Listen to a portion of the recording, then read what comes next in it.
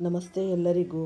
Lucky life ಟಿಪ್ಸ್ಗೆ ನಿಮಗೆಲ್ಲರಿಗೂ ಸ್ವಾಗತ. ನನ್ನ ಆತ್ಮೀಯ ಮಕರ ರಾಶಿಯವರೇ, ಈ 2026 ಏಪ್ರಿಲ್ 11 ಅದೃಷ್ಟದ ಹೊಸ ಯುಗ ಆರಂಭ ಅಂತಲೇ ಅನ್ನಬಹುದು. ಇಂದು ನಾವು ನಿಮ್ಮ ಜೀವನದ ಅತ್ಯಂತ ಮಹತ್ವದ ಘಟ್ಟದ ಬಗ್ಗೆ ಮಾತನಾಡುತ್ತಿದ್ದೇವೆ. ಮಕರ ರಾಶಿಯವರು ಎಂದರೆ ಶ್ರಮಜೀವಿಗಳು, ದೈವ ಭಕ್ತರು ಮತ್ತು ತಾಳ್ಮೆಯ ಸಕಾರ ಮೂರ್ತಿಗಳು. ಆದರೆ ಕಳೆದ ಕೆಲವು ತಿಂಗಳುಗಳಿಂದ ಅಥವಾ ವರ್ಷಗಳಿಂದ ನೀವು ಅನುಭವಿಸಿದ ಸಂಕಷ್ಟಗಳು, ಈ ಸಾಲದ ಬಾಧೆ, ಮಾನಸಿಕ ನೆಮ್ಮದಿಯ ಕೊರತೆ ಇವೆಲ್ಲವೂ ಈಗ ಅಂತ್ಯಗೊಳ್ಳುವ ಸಮಯ ಬಂದಿದೆ. ಶ್ರೀರಾಮನ ಅಪಾರ ಕೃಪೆಯಿಂದ 2026 ಏಪ್ರಿಲ್ 11ರಿಂದ ನಿಮ್ಮ ಜೀವನದಲ್ಲಿ ಒಂದು ದೈವಿಕ ಬದಲಾವಣೆ ಘಟಿಸಲಿದೆ. ಇದು ಕೇವಲ ಒಂದು ದಿನದ ಬದಲಾವಣೆಯಲ್ಲ, ಬದಲಿಗೆ ಮುಂಬರುವ ಸುದೀರ್ಘ ಸಮಯದ ಒಂದು ಜೀವನಕ್ಕೆ ಬುನಾದಿ ಅಂತಲೇ ನಾವು ಅನ್ನಬಹುದು. ಮುಂದಿನ 24 ಗಂಟೆಗಳಲ್ಲಿ ನಿಮ್ಮ ನಕ್ಷತ್ರ ಮಂಡಲದಲ್ಲಿ ಉಂಟಾಗುವ ಗ್ರಹಗತಿಗಳ ಒಂದು ಬದಲಾವಣೆ ನಿಮ್ಮ ಹಣೆಬರಹವನ್ನೇ ಬದಲಿಸಬಲ್ಲ ಶಕ್ತಿಯನ್ನು ಹೊಂದಿದೆ. ಈ ಬದಲಾವಣೆಯು ಎಷ್ಟು ಅಗಾಧವಾಗಿರಲಿದೆ ಎಂದರೆ ನಿಮ್ಮ ಶತ್ರುಗಳು ಸಹ ನಿಮ್ಮ ಬೆಳವಣಿಗೆಯನ್ನು ಕಂಡು ಆಶ್ಚರ್ಯಚಕಿತರಾಗುತ್ತಾರೆ. ಈ ಸಂಕಷ್ಟಗಳಿಗೆಲ್ಲ ಅಂತ್ಯ ಸಿಗುತ್ತೆ, ಹೊಸ ಜೀವನ, ಹೊಸ ಚೇತರಿಕೆ. ನೀವು ಕೇಳಿರಬಹುದು, ಈ ಸಂಕಷ್ಟ ಬಂದಾಗ ವೆಂಕಟರಮಣ ಎಂದು.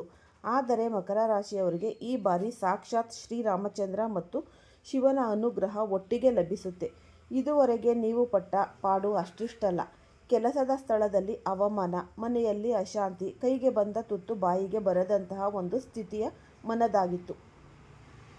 ನೀವು ನಂಬಿದವರೇ ನಿಮಗೆ ಮೋಸ ಮಾಡಿರಬಹುದು. ಆದರೆ ನೆನಪಿಡಿ, ಇತಿಹಾಸದಲ್ಲಿ ಯಾರೇ ಆಗಲಿ ದೊಡ್ಡ ಯಶಸ್ಸನ್ನು ಪಡೆಯುವ ಮುನ್ನ ಇಂತಹ ಒಂದು ಕಠಿಣ ಪರೀಕ್ಷೆಗಳನ್ನು ಎದುರಿಸಲೇಬೇಕು. ಏಪ್ರಿಲ್ 11ರಿಂದ ನಿಮ್ಮ ಮೇಲೆ ಬೀರುತ್ತಿರುವ ಈ ಒಂದು ದೈವಿಕ ಕಿರಣಗಳು ನಿಮ್ಮ ಹಳೆಯ ನೋವುಗಳನ್ನು ಅಳಿಸಿ ಹಾಕಲಿವೆ. ನಿಮ್ಮ ಮನಸ್ಸಿನಲ್ಲಿದ್ದ ಅಳುಕು, ಭಯ ಮತ್ತು ಅನಿಶ್ಚಿತತೆ ಈಗ ದೂರವಾಗಲಿದೆ.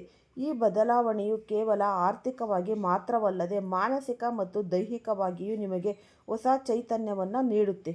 ಇಲ್ಲಿ ವೃತ್ತಿ ಮತ್ತು ಈ ಒಂದು ಆರ್ಥಿಕ ಬದಲಾವಣೆಗಳು ಆಳವಾದ ಒಂದು ವಿಶ್ಲೇಷಣೆ ಯಾವ ರೀತಿ ಇದೆ ಅಂತ ನಾವು ನೋಡೋಣ.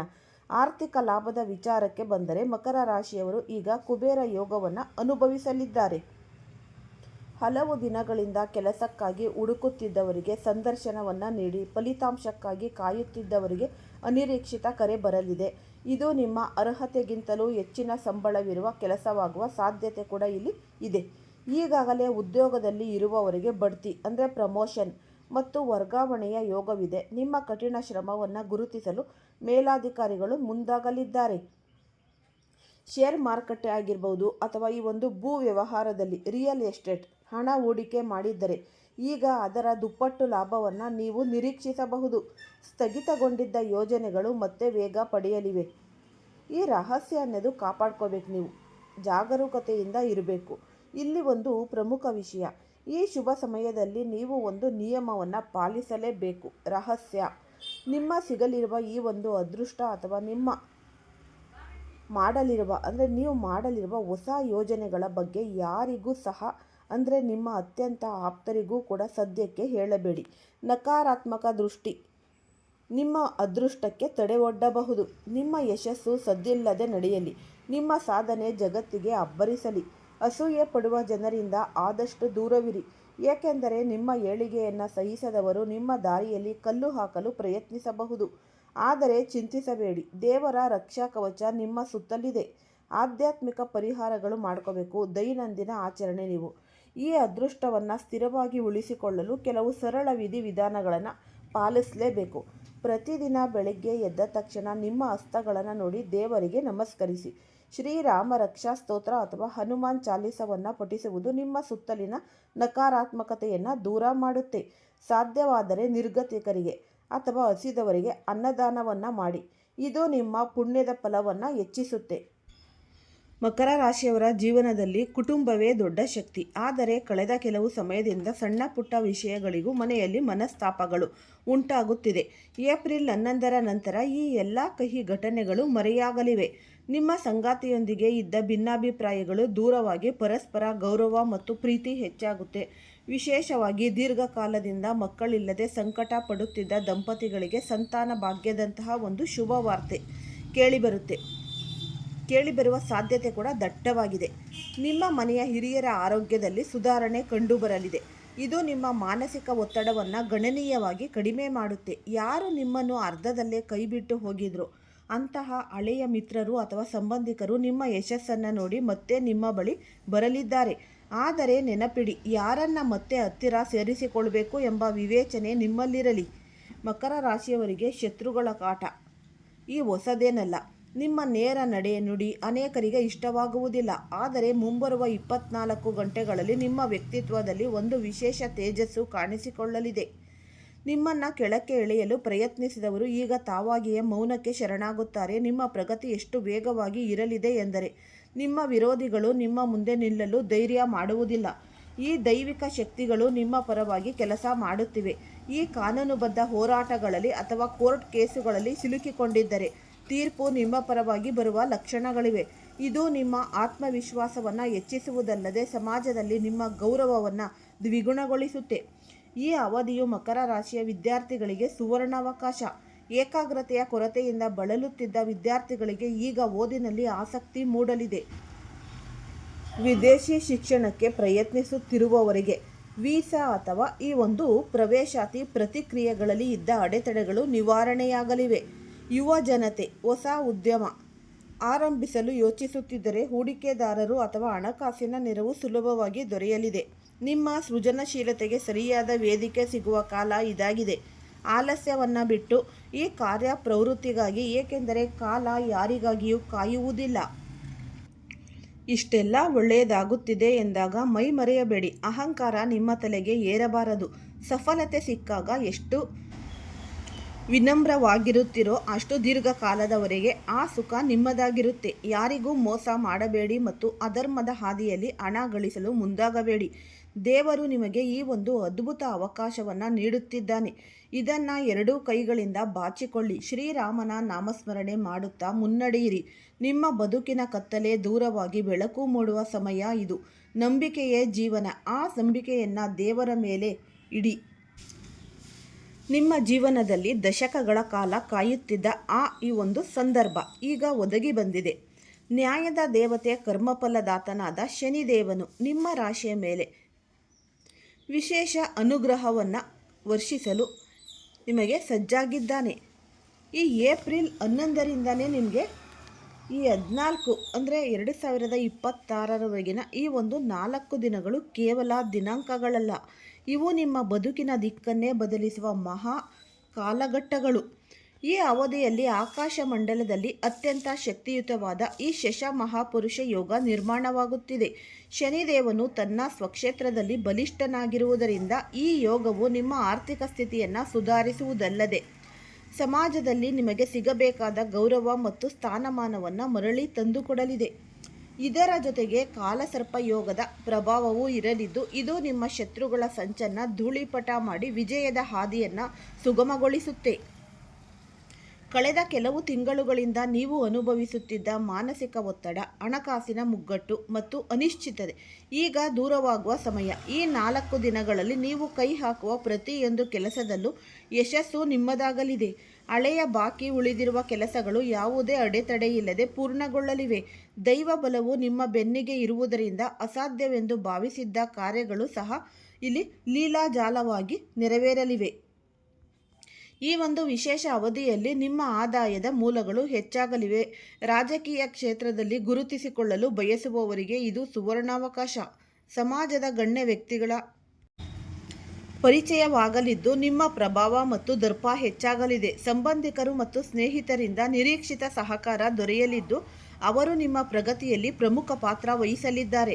ಹೊಸ ಆಸ್ತಿ ಖರೀದಿ ಅಥವಾ ಹೂಡಿಕೆಯ ಯೋಜನೆಗಳಿದ್ದರೆ ಈ ದಿನಗಳು ಬಹಳ ಪೂರಕವಾಗಿವೆ. ಆದರೆ ನೆನಪಿಡಿ, ಯಾವುದೇ ಆಸ್ತಿ ವ್ಯವಹಾರ ಮಾಡುವ ಮೊದಲು ವಾಸ್ತು ನಿಯಮಗಳನ್ನು ಸರಿಯಾಗಿ ಪರೀಕ್ಷಿಸುವುದು ಅತ್ಯಗತ್ಯ.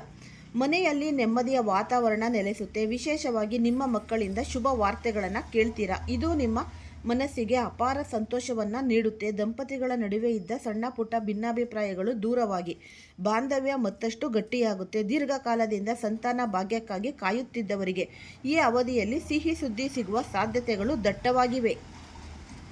ವೃತ್ತಿ ಬದುಕು ಮತ್ತು ಈ ಒಂದು ಗೌಪ್ಯತೆಯ ಶಕ್ತಿ. ಮಕರ ರಾಶಿಯವರ ಒಂದು ವಿಜಯ ಯಾತ್ರೆ. ನನ್ನ ಆತ್ಮೀಯ ಮಕರ ರಾಶಿಯವರೇ, ಈ 4 ದಿನಗಳ ಕಾಲದ ಯಶಸ್ಸಿನ ಮಂತ್ರವೆಂದರೆ ಅದು ಒಂದು ಗೌಪ್ಯತೆ. ನಿಮ್ಮ ಮನಸ್ಸಿನ ಹಾದಿಯಲ್ಲಿ ನೀವು ಅನುಸರಿಸಬೇಕಾದ ಪ್ರಮುಖ ನಿಯಮಗಳ ಬಗ್ಗೆ ಇಲ್ಲಿ ಸವಿಸ್ತಾರವಾಗಿ ನೀಡಲಾಗಿದೆ. ಯಶಸ್ಸಿನ ಒಂದು ಗುಟ್ಟು. ನಿಮ್ಮ ಯಾವುದೇ ಒಂದು ಯೋಜನೆಗಳನ್ನು ಗುಪ್ತವಾಗಿ ಇಡಿ. ಈ ಸಮಯದಲ್ಲಿ ನಿಮ್ಮ ಮನಸ್ಸಿನಲ್ಲಿ ಅನೇಕ ಹೊಸ ಆಲೋಚನೆಗಳು ಮತ್ತು ಭವಿಷ್ಯದ ಯೋಜನೆಗಳು ಮೂಡುತ್ತಿವೆ. ಆದರೆ ನೆನಪಿಡಿ, ನಿಮ್ಮ ಯೋಜನೆಗಳು ಪೂರ್ಣಗೊಳ್ಳುವವರೆಗೆ ಅವುಗಳನ್ನು ಯಾರೊಂದಿಗೂ ಹಂಚಿಕೊಳ್ಳಬೇಡಿ. ಗುಪ್ತವಾಗಿ ಮಾಡುವ ಕಾರ್ಯಗಳು ಗರಿಷ್ಠ ಮತ್ತು ಯಶಸ್ಸನ್ನು ನೀಡುತ್ತೆ ಎಂಬುದು ಈ ಅವಧಿಯಲ್ಲಿ ನಿಮಗೆ ಅನ್ವಯಿಸುತ್ತೆ. ನಿಮ್ಮ ವೈಯಕ್ತಿಕ ವಿಚಾರಗಳನ್ನು ಅಥವಾ ವ್ಯವಹಾರದ ರಹಸ್ಯಗಳನ್ನು ಪರರಿಗೆ ಬಿಟ್ಟುಕೊಟ್ಟರೆ ಅದು ನಿಮ್ಮ ಪ್ರಗತಿಗೆ ಅಡ್ಡಿಯಾಗಬಹುದು ಅಥವಾ ನಿಮ್ಮ ವಿರೋಧಿಗಳಿಗೆ ಅಸ್ತ್ರವಾಗಬಹುದು. ನೀವು ಸ್ವಂತ ಉದ್ಯೋಗ ಅಥವಾ ವ್ಯವಹಾರ ಮಾಡುತ್ತಿದ್ದರೆ ನಿಮ್ಮ ಕಚೇರಿ ಅಥವಾ ಕೆಲಸದ ಸ್ಥಳದಲ್ಲಿ ಹೆಚ್ಚಿನ ನಿಗಾ ಇರಿಸಿ. ನಿಮ್ಮ ಕೈ ಕೆಳಗೆ ಕೆಲಸ ಮಾಡುವ ಸಿಬ್ಬಂದಿಗಳ ಚಲನವಲನದ ಮೇಲೆ ಕಣ್ಣಿರಲಿ. ಈ ಸಮಯದಲ್ಲಿ ನಿಮ್ಮ ಪ್ರಮುಖ ದಾಖಲೆಗಳು ಕಾಣೆಯಾಗುವ ಅಥವಾ ದುರುಪಯೋಗವಾಗುವ ಸಾಧ್ಯತೆ ಹೆಚ್ಚಿದೆ. ಯಾವುದೇ ಕಾಗದ ಪತ್ರಗಳಿಗೆ ಸಹಿ ಮಾಡುವ ಮುನ್ನ ಅದನ್ನು 1ಕ್ಕೆ 2 ಬಾರಿ ಓದಿ ನೋಡಿ. ಆತುರದ ನಿರ್ಧಾರಗಳು ಅಪಾಯಕ್ಕೆ ದಾರಿ ಮಾಡಿಕೊಡಬಹುದು. ಆದರೆ ರಫ್ತು ಮತ್ತು ಆಮದು ವ್ಯವಹಾರದಲ್ಲಿ ತೊಡಗಿರುವವರಿಗೆ ಈ 4 ದಿನಗಳು ಬಂಪರ್ ಲಾಭವನ್ನು ತರಲಿವೆ. ಈ ಖಾಸಗಿ ಅಥವಾ ಸರ್ಕಾರಿ ವಲಯದಲ್ಲಿ ಕೆಲಸ ಮಾಡುವ ಮಕರ ರಾಶಿಯವರಿಗೆ ಇದು ಅತ್ಯಂತ ಸಕಾರಾತ್ಮಕವಾದ ಸಮಯ. ನಿಮ್ಮ ಮೇಲಾಧಿಕಾರಿಗಳು ನಿಮ್ಮ ಕೆಲಸದ ವೈಖರಿಯನ್ನು ಮೆಚ್ಚಲಿದ್ದಾರೆ. ನೀವು ಬಹಳ ದಿನಗಳಿಂದ ನಿರೀಕ್ಷಿಸುತ್ತಿದ್ದ ಒಂದು ಪ್ರಮೋಷನ್ ಅಥವಾ ಈ ಒಂದು ಇನ್ವೆಸ್ಟ್ಮೆಂಟ್ ಈ ಅವಧಿಯಲ್ಲಿ ದೊರೆಯುವ ಸಾಧ್ಯತೆ ಇದೆ. ನಿರುದ್ಯೋಗಿಗಳಿಗೆ ಅವರ ಶಿಕ್ಷಣಕ್ಕೆ ತಕ್ಕಂತೆ ಮನಮೆಚ್ಚುವ ಉದ್ಯೋಗ ಸಿಗುತ್ತೆ.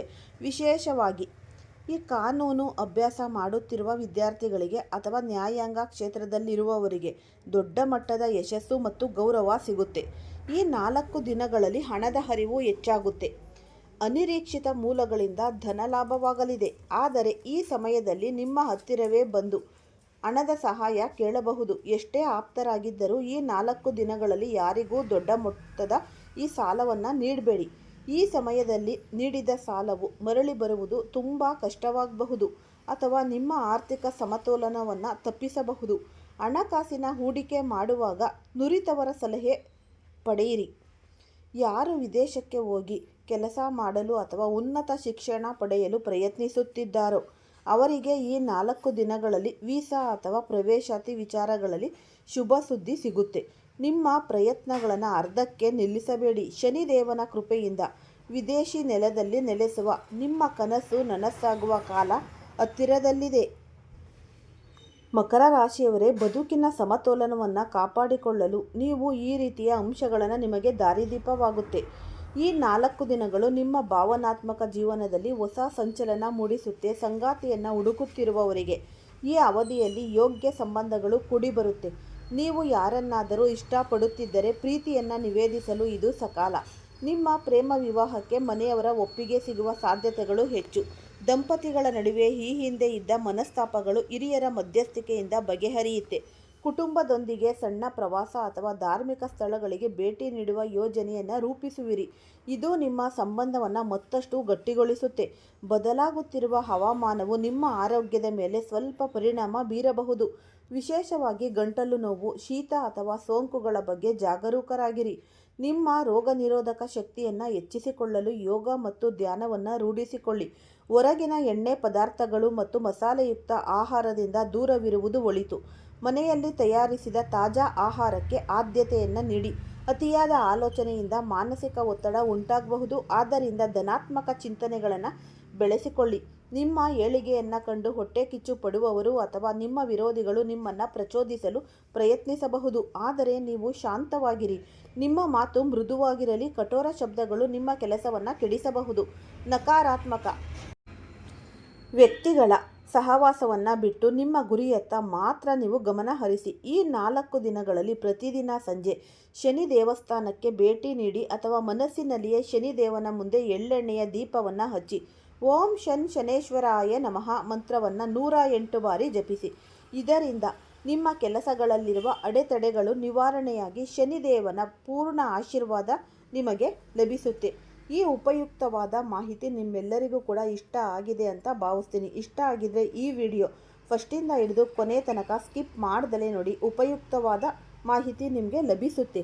ಈ ವಿಡಿಯೋ ಇಷ್ಟ ಆಗಿದ್ದಲ್ಲಿ ಪುಟ್ಟದೊಂದು ಲೈಕ್ ಕೊಡೋದನ್ನು ಮರಿಬೇಡಿ. ಈ ರಾಶಿಯವರು ಯಾರೆಲ್ಲ ಇದ್ದೀರಾ ಅವರು ಹೆಚ್ಚಾಗಿ ಈ ವಿಡಿಯೋವನ್ನು ಎಲ್ಲರಿಗೂ ಕೂಡ ಶೇರ್ ಮಾಡಿ. ಯಾಕೆ ಅಂದರೆ ನಿಮ್ಮಿಂದ ಅವರ ಜೀವನದಲ್ಲಿ ಬೆಳಕು ಮೂಡಲಿ, ಅದೃಷ್ಟ ಕೂಡಿ ಬರಲಿ. ಹಾಗಾಗಿ ಓಂ ಶ್ರೀ ಶನೇಶ್ವರಾಯ ನಮಃ ಅಂತ ಕಮೆಂಟ್ ಬಾಕ್ಸ್ನಲ್ಲಿ ಕಮೆಂಟನ್ನು ಹಾಕಿ. ಇಲ್ಲ ಅಂದರೆ ನಿಮ್ಮ ಮನೆ ದೇವರು, ನಿಮ್ಮ ಕುಲದೇವರ ಹೆಸರನ್ನು ಈ ಕಮೆಂಟ್ ಬಾಕ್ಸ್ನಲ್ಲಿ ಹಾಕಿ. ಎಲ್ಲರೂ ಸಹ ಕತ್ತಲೆಯಿಂದ ಬೆಳಕಿನ ಕಡೆಗೆ ಬಂದರೆ ನಿಮ್ಮಿಂದ ಅವರಿಗೆ ಅದೃಷ್ಟ, ನಿಮಗೂ ಕೂಡ ಒಳ್ಳೆಯದಾಗುತ್ತೆ, ಅವ್ರಿಗೂ ಸಹ ಒಳ್ಳೆಯದಾಗುತ್ತೆ. ಆದಷ್ಟು ಪ್ರಾಣಿ ಪಕ್ಷಿಗಳಿಗೆ ಆಹಾರ, ಅನ್ನ, ನೀರನ್ನು ಇಡಿ. ಎಲ್ಲರಿಗೂ ಒಳಿತಾಗುತ್ತೆ. ಎಲ್ಲರಿಗೂ ಸಹ ಧನ್ಯವಾದಗಳು.